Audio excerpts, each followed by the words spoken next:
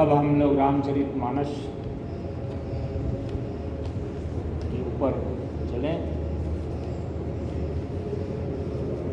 जैसा कि कल हम लोगों ने देखा, तुलसीदास जी कहते हैं कि राजा की जो इच्छा है, मनोरथ है, वह सुंदर वन है, और जितने भी अयोध्या के लोग हैं उनका सुख जो है उस वन में विचरण करने वाले पक्षी हैं। महारानी कैकेयी यहाँ उन पक्षियों को नाश के लिए अपने दो वचन, भयंकर वचन जो हैं, इसको बाज पक्षी की तरह से अब उस वन में छोड़ना चाहती है, क्योंकि अब महाराज ने उनको आश्वासन दे दिया, राम का सौगंध लेकर के दे दिया कि 2 नहीं तुम 4 वरदान मांग लो।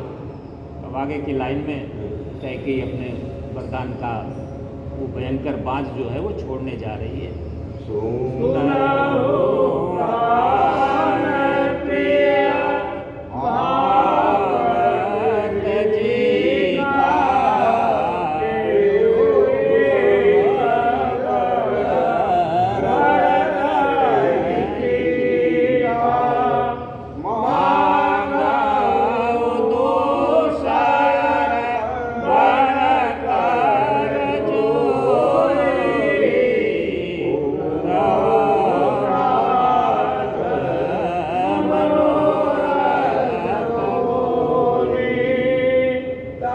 तुलसीदास जी कहते हैं,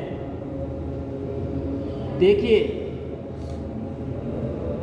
अभी तक जो रानी उनको क्या क्या शब्दों से इससे ऊपर जो है वो संबोधित किया, या भुलक्कड़ हैं, आप भूल गए, मन में उसके उनके प्रति कितना दुर्भाव था, अभी कैसा सुंदर वाक्य का प्रयोग कर रही है कि सुनहु प्राण प्रिय। क्यों? अभी उसका स्वार्थ आ रहा है, क्योंकि उसको कुछ मांगना है महाराज से। बहुत ही सुंदर शब्द का प्रयोग किया कि सुनहु प्राण प्रिय भावत जी का, हे प्राण प्रिय, मुझे जो अच्छा लग रहा है उस बात को मैं कह रही हूँ कि देहु एक बार भरत है टीका। एक बार तो ये दीजिए कि भरत को राजगद्दी दीजिए। तुलसीदास जी कहते हैं कि देखो यहाँ भी इसने कितनी चालाकी की। पहले राम को वनवास नहीं मांगा, उसको पता था कि राम का वनवास अगर मांग दूंगी तो राजा जो है वहीं से हम जाएंगे, अगली बात तो सुनेंगे ही नहीं, वहीं वो सूख जाएंगे, वहीं मूर्छित होकर गिर जाएंगे, तो हम मैं दूसरा वरदान मांगूंगी कैसे? तो यही न होगा कि नहीं केवल एक ही वरदान मांगी थी राम को वनवास, उसी में राजा मूर्छित हो गए, गिर गए, उनका होश ही नहीं रहा, तो दूसरा वरदान कहने का मुझे अवसर ही नहीं मिलेगा। तो इसलिए जो पहले लाभ वाली बात है वो पहले उसको मांग लो। तो उसने पहले ही कहा कि देहु एक बार भरत है टीका, एकदम, ताकि उस समय भी होशो हवास में है, वो पूर्ण रूप से सजग हैं, खुश हैं। तो उस समय उसने मांग लिया कि पहले लड़के को जो राजगद्दी है इस बात को पहले सुनिश्चित कर लो कि मेरे पुत्र को भरत को राजगद्दी दो। आगे कहती है मांगो दूसर वर कर दो। देखिए कितना सुंदर यहाँ फिर वही दूसरा वर जब मांगने जा रही है तो हाथ जोड़ती है। वही रानी जो अभी महाराज जब को भवन में प्रवेश किए थे और प्रवेश करके जब उसको स्पर्श किए तो हाथ छटक करके वहां से वो भगी, और जैसे सांप भागता है उस तरह से उसमें तुलसीदास जी ने उदाहरण दिया कि जिस तरह से सांप को अगर गलती से कहीं टच हो गया तो इतना छटक के भागेगा, उस तरह से महारानी जो है वो एकदम जहरीली नागिन की तरह से महाराज का हाथ लगते हुए छटक के वहां से भगी है।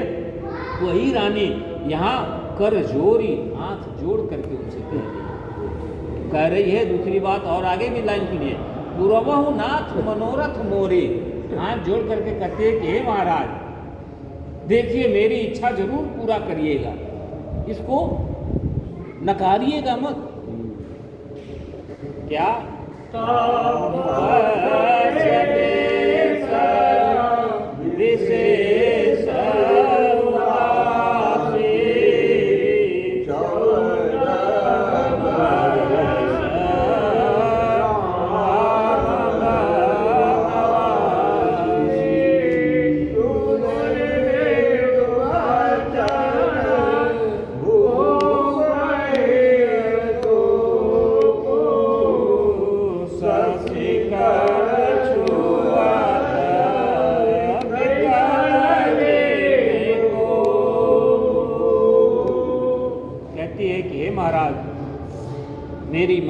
मेरा इच्छा जो है उसको आपको अवश्य पूरा करना चाहिए।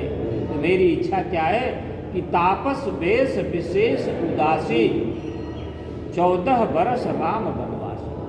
दूसरी वर के रूप में मैं मांग रही हूँ कि तपस्वी के वेश में और विशेष उदासी भाव में 14 साल तक राम जो है वो वनवास में जाए, वन में जाए, निवास करें। सुनिमृदु वचन भूप ही शोकु। यह मृदुल वचन मीठे वाणी में जो उसने बोला, इस मीठी वाणी राजा ने उनकी सुन करके उनके हृदय में ऐसा शोक लगा जैसे शशिकर छुअत विकल जिम को। जिस प्रकार से चकवा चंद्रमा के किरण को स्पर्श करते ही जैसे विकल हो जाता है, उसी प्रकार से राजा जो है इन मीठी वाणी को सुन करके अंदर से विकल हो। अब यहाँ जो विद्वान लोग हैं, चाहे संत लोग, कहते हैं कि महारानी ने 14 बरस क्यों मांगा? क्योंकि मंथरा ने जब कहा था तो उसने तो सिर्फ इतना ही कहा था कि सोता ही राज राम ही वनवास। यही कहा। उसने 14 वर्ष की कोई सीमा नहीं लगाया था कि 14 वर्ष का वनवास मांग रहा है, क्योंकि उसको तो पता था, उसने तो आजीवन वनवास मांगा था एक तरह से कि सूता ही राज राम ही वनवास। लड़के के लिए राज मांग लो और राम के लिए वनवास मांग लो, वनवास में जाए। क्योंकि उसको मालूम था कि राम के लिए अगर मैं सीमा में लगाऊंगी कि इतने साल तक वनवास में रहें, तो जब लौट के आएंगे तो राम तो सीधे साधे हैं, वो भले कुछ ना करें लेकिन लक्ष्मण छोड़ने वाले नहीं है। वो जब जान जाएंगे कि ये सब कुचक्र मंथरा का रचा हुआ है तो वो जरूर हमको दंड देंगे। इसलिए उसने समय का सीमा नहीं बांधा, उसने पूरी जिंदगी आजीवन कारावास, इसको कह लीजिए कि आजीवन वनवास में राम रहे, ये बात मंथरा ने कहा। लेकिन कैकेयी ने 14 वर्ष का क्यों कर दिया? कहते हैं कुछ विद्वानों का मत है कि ये भगवान की प्रेरणा थी जो कैकेयी के मन में 14 वर्ष ही आया। अब वो 14 वर्ष की प्रेरणा क्यों आई, उसके भी एक विषय में कहा जाता है कि चूंकि अब रावण की आयु 14 वर्ष ही शेष बची थी, इसलिए उसके मन में 14 वर्ष की बात आई। कुछ विद्वानों का कहना है कि रावण को मारना इतना आसान तो था नहीं, उसको वही मार सकता है जो उसके कोटि का उच्च विद्वान हो, पुजारी हो और बलवान हो। तो उतने दिन तक अभी तपस्या करनी पड़ेगी राम को उसको मारने के लिए, क्योंकि अभी राम के जीवन में तप करने का समय नहीं आया। पैदा हुए, बचपन में रहे, खेले कूदे, उसके बाद शिक्षा ग्रहण किए, विश्वामित्र के यहाँ गए, विवाह हो गया, तपस्या करने का समय नहीं मिला इनको कि तप करके रावण के बराबर पहुंच जाए। तो कहते हैं कि इसलिए 14 वर्ष की बात मानी गई, क्योंकि 14 तत्व जो हमारे शरीर के अंदर हैं, 5 ज्ञानेंद्रिय, 5 कर्मेंद्रिय, मन बुद्धि चित्त अहंकार, ये 14 जो तत्व हैं, इन 14 तत्वों पर विजय प्राप्त करने के लिए राम को 14 वर्ष तक तपस्या करनी पड़ेगी, तभी जाकर के रावण का संहार हो पाएगा। दूसरे तीसरे एक मत और कहा जाता है कि अयोध्या की जो राजगद्दी थी उस पर चढ़ के जाने के लिए 14 सीढ़ी बनी हुई, इसलिए उसने 14 साल का वनवास मांगा कि कम से कम 14 साल तक जो है हमारा लड़का जब सुरक्षित राज्य कर लेगा तो उसको फिर हटाना आसान काम नहीं है। कुछ लोगों का ये कहना था कि माता जानकी ने जब जनकपुर में धनुष नहीं टूट रहा था तो उन्होंने भगवान शंकर से प्रार्थना किया था, मनौती मांगा कि हे भगवान शंकर, आप अपने इस धनुष का भार कम कर दीजिए, हम आपका 14 वर्ष तक तपस्या करेंगे। तो इसलिए 14 साल का वनवास मांगा ताकि जानकी का वह मनौती जो है वो पूरा हो जाए। एक मत और भी है कि मंथरा ने बोला कि आज 15 दिन से ये तैयारी चल रही है,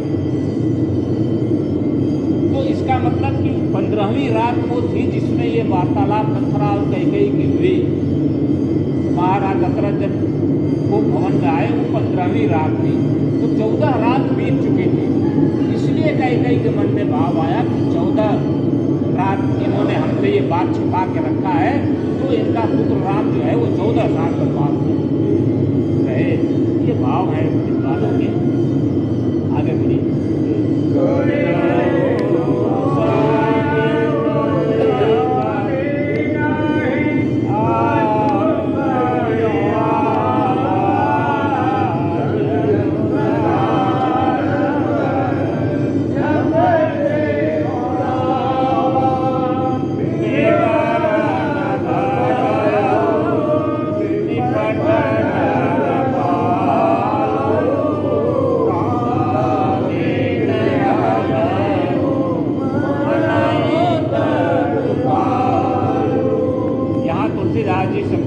बता रहे हैं कि महाराज की स्थिति कैसी हो गई।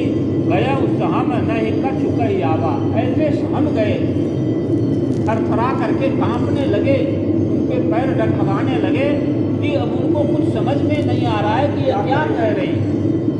जनु सचान जन बन झपटे लावा, ऐसे मालूम पड़ता है जैसे छोटे छोटे पक्षी, लावा जिसको लावा पक्षी होते हैं, पक्षियाँ होती हैं, इसके ऊपर एकाएक बाज जो है वो झपट्टा मार दिया हो, उस प्रकार से राजा थरथर कांपने लगे। और विवरण भयउ निपट नरपालु, ऐसे सूख गए एक क्षण में ही, जैसे मालूम पड़े कि ताड़ के पेड़ के ऊपर एकाएक बिजली ने मार दिया है और वह ताड़ का पेड़ बदरंग हो गया।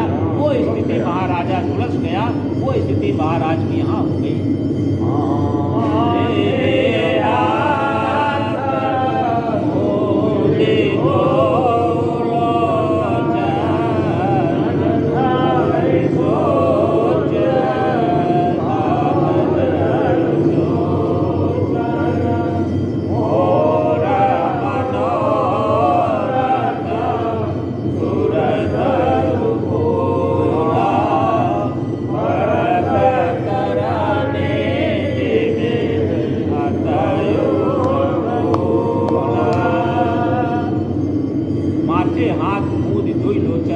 दोनों हाथ से सर पे रख करके आंख बंद कर लिए और ऐसे सोचने लगे जैसे मालूम पड़ता है कि साक्षात सोच ही बैठ करके सोच रहा हो। और अपने मन में क्या सोच रहे थे कि मोर मनोरथ सुरत फूला, मेरे मनोरथ रूपी कल्प वृक्ष फूल चुका था, अर्थात कल राजगद्दी होनी थी, सिर्फ फल आना बाकी था। लेकिन भरत करण जिम हतऊ मनु समूला, लेकिन फल आने से पहले ही जैसे हाथी ने अपने सूंड में लपेट करके उस पेड़ को ही उखाड़ के फेंक दिया हो, उस तरह से आज कैकेयी ने ये काम कर दिया।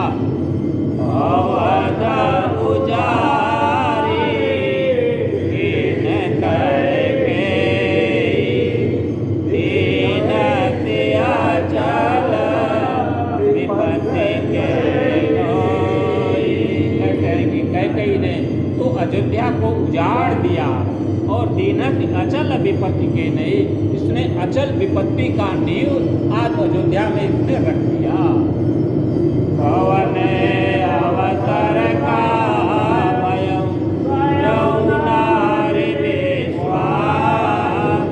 जोग से फल समय जिमी